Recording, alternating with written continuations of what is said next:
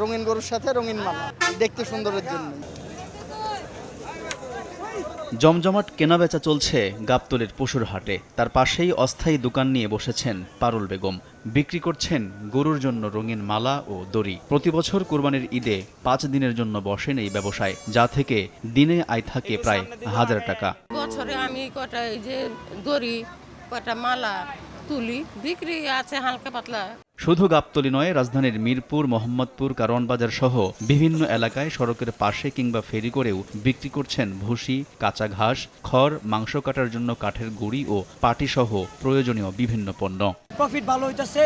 হ্যাঁ, প্রতি বছরই করি আমরা ব্যবসায়ী জায়গায়।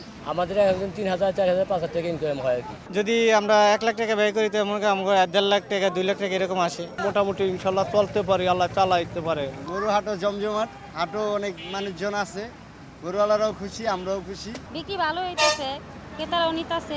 নগদের কাছে সব গ্রাহকই প্রিয়, তাই তো সারা দেশে ক্যাশ আউট চার্জ সবচেয়ে কম।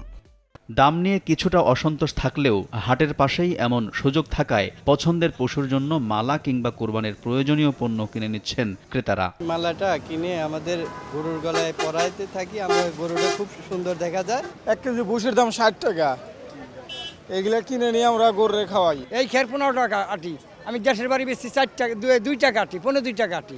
রাজধানীর বিভিন্ন এলাকায় ভুসি কেজিতে 60 থেকে 70 টাকা, খড় 2 আটি 50 টাকা, হোগলা বা পাটি প্রতি পিস 180 থেকে 200 টাকা, কাঠের গুঁড়ি 250 থেকে 300 টাকায় বিক্রি করছেন ব্যবসায়ীরা। আলতাফ হোসাইন, সময় সংবাদ, ঢাকা।